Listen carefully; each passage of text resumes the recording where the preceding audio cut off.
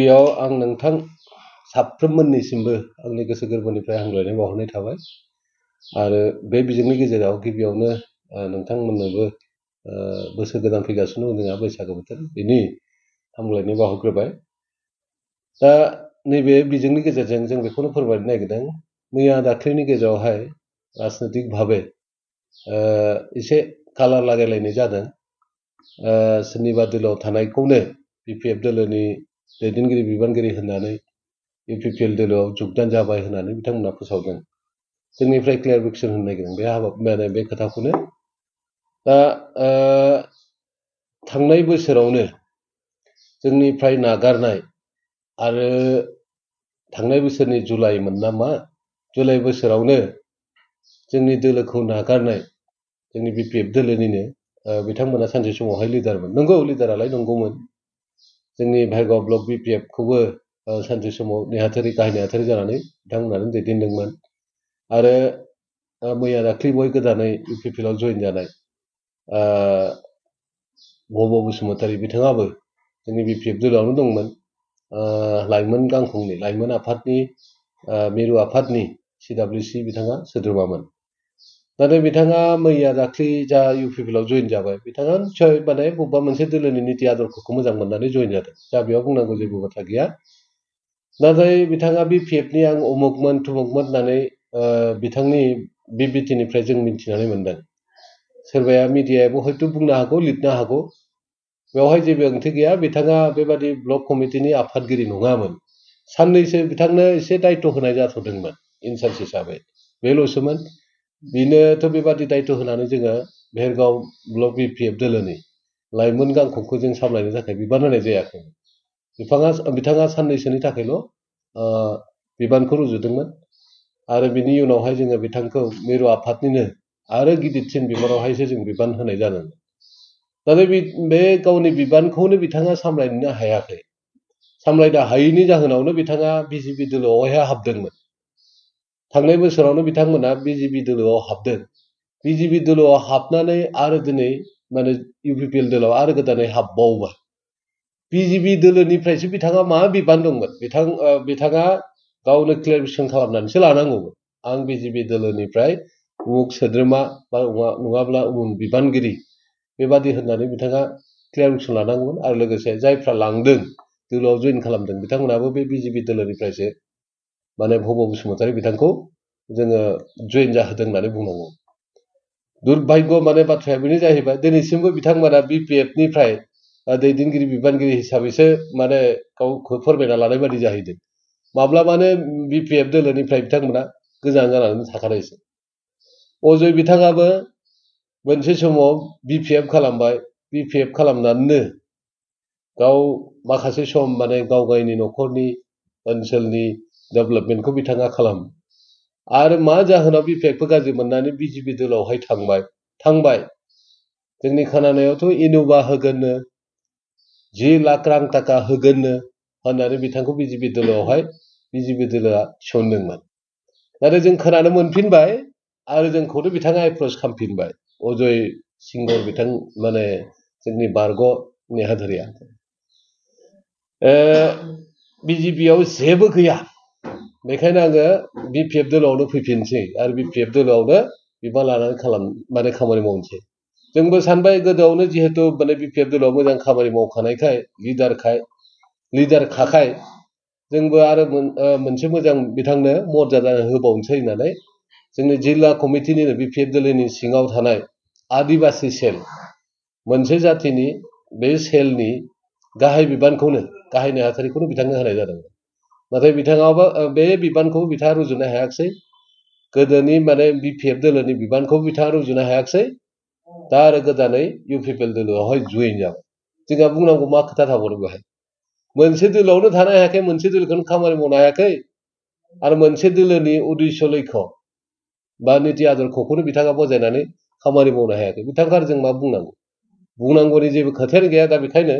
जायफ्रा गोदानै माने इउपिपिएल दोलोआवहाय हाबदों बिथांमोना जोंनि बिपिएफ दोलोनि नंखालामोन। अजय सिंगरा आगोलावनो खनसे एक्सपेल खालामजाखानाय 6 बोसोरनि थाखाय आरो नेक्स्ट बारावबो बिथाङा एक्सपेल खालामजाबाय 6 बोसोरनि थाखाय। गासै बिथाङा 12 बोसोरनि थाखाय एक्सपेल जाखानाय आरो भब बसुमतारी बिथाङाबो 6 बोसोरनि थाखाय एक्सपेल जाखानाय दा जों बिथांमोननि जोंहा जइन जानायाव जेबो बुंनांगौ खोथा गैया आरो सिन्ता खालामनांगौनि खोथा गैया जोंनि सोद्रोमाबो नंखाया बिबानगिरिबो नंखाया दैदेनगिरिबो नंखाया सुभाखांखिबो नंखाया दा बेखायनो जोंनि खोथायानो फैला बेहाय बिपिएफनि खोथायानो नंला सोरबा माने इउपिपिएल दोलोनिसो जानोबो हागौ सोरबा बिजेपि दोलोनिसो जानोबो हागौ बिथांमोना गावसोरनि दोलोनि माने दैदेनगिरि बिबानगिरि बा सोरबा सोद्रोमाखौनो सोफिनासो लानाय बायदि जादों आरो दा बेखायनो जों क्लियार खालामना होबाय दाख्लै बावैसो बा मैयाफोर जायफोरखौ बिथांमोना सोदों बे जोंनि सोद्रोमाबो नंखाया बिपिएफनि आच्छा साननैसोनि गेजेरावबो आरोबाव माने गोदोआवबो बुंदों जाय मानसिया जोंनि बिपिएफखौ सोंखारिबाय थायो गुबुन गुबुन खोथा लाना बिथाङा मोनफ्रोमबो समावनो बिपिएफखौ सोंखारिबाय थायो बारा गोबाव जायाखै साननैसोनि सानथामसोनि आगोल माने दाथ' इएम दानि आथिखालनि इएम राकेश ब्रह्म बिथाङा जोंनि बिपिएफनि आफादगिरि हाग्रामा महिलारि सार बारग' माने बिटिसिनि चिफ बिथाङा निन्दाजों लोगोसे माने बुंनो थाङोब्ला सोंखारिदों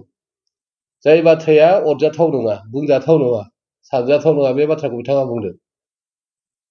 बिथाङा बुंदों माने बेदर जाग्रा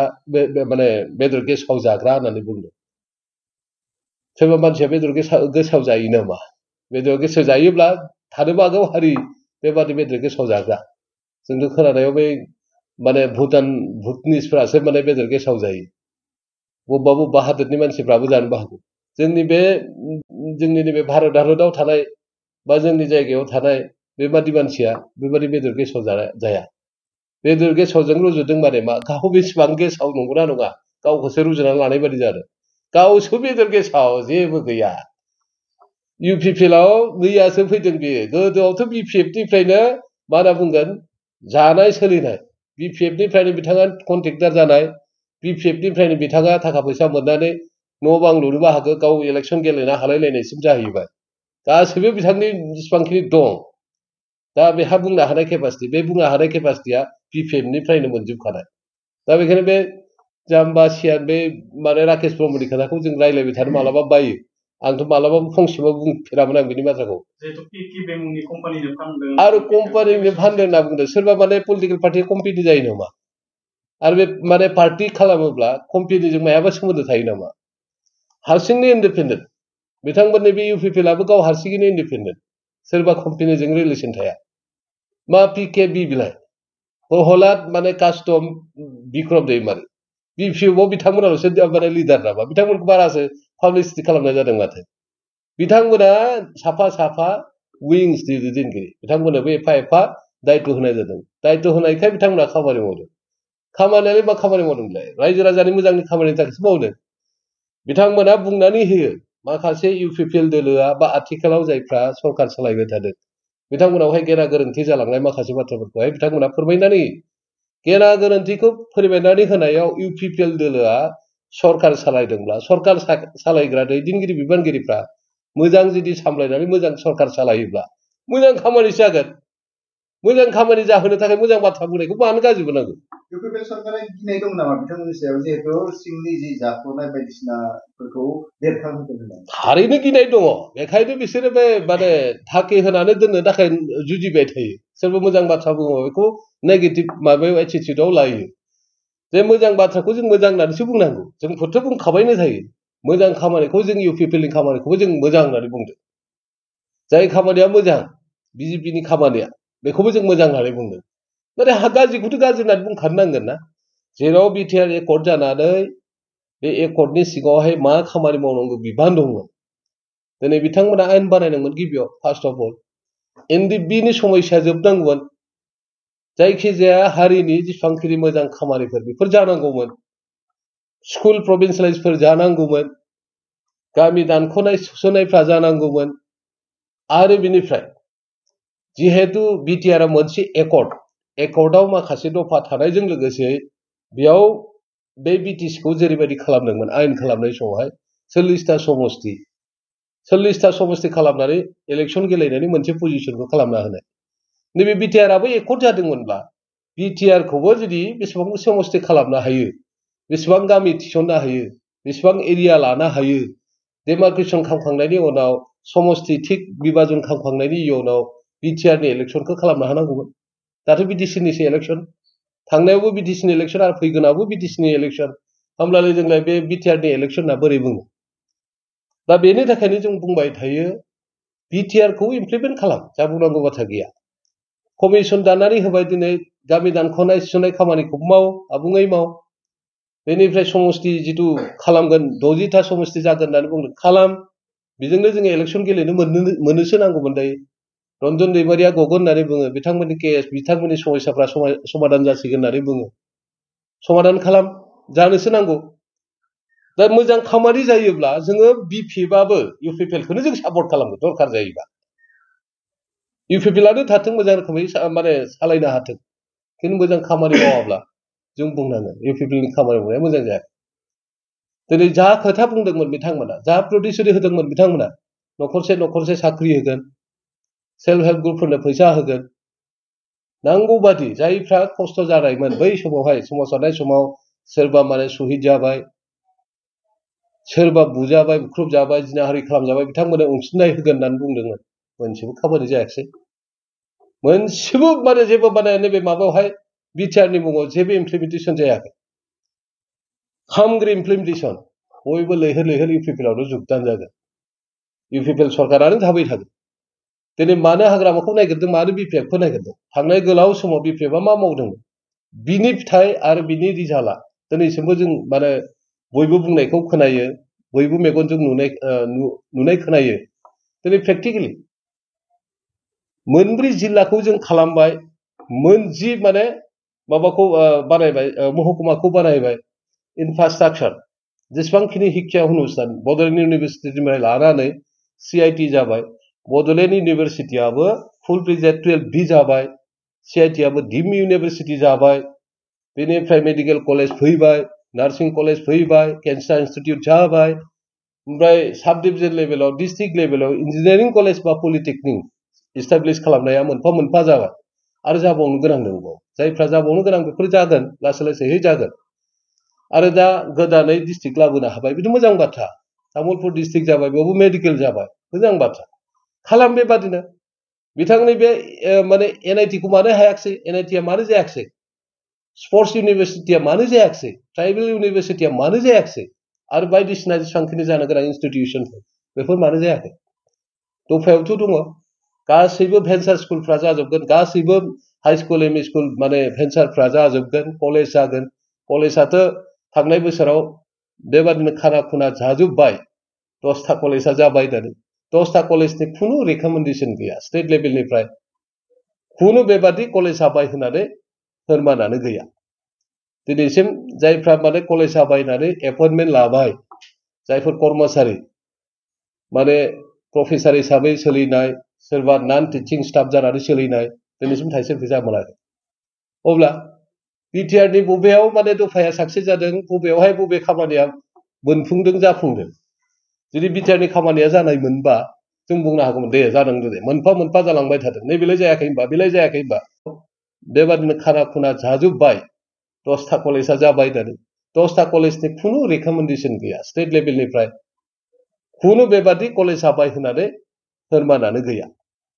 दिनैसिम जायफ्रा माने कलेज जाबाय होननानै एपइन्टमेन्ट लाबाय जायफोर कर्मचारि माने प्रफेसार हिसाबै सोलिनाय सोरबा नन टिचिं स्टाफ जानानै सोलिनाय दिनैसिम थाइसे फैसा मोनाखै अब्ला बिटिआरनि बबेयाव माने दफाया साक्सेस जादों बबेयावहाय बबे खामानिया मोनफुंदों जाफुंदों जुदि बिटिआरनि खामानिया जानाय मोनबा जों बुंनो हागौमोन दे जादों दे मोनफा मोनफा जालांबाय थादों नैबेलाय जायाखै होनबा बेलाय जायाखै होनबा बेखौ मोनाखै होनबा जों बेबादि जों फोरमान होनो हागौ फोरमान होनो हानाय दिन्थिनो हानाय बबेबा मोनसेलाबो दिनै हाग्रामाया बानायनाय बिपिएफआ बानायनाय सारा भारतआव बुंनो थाङोबा सारा भारतआव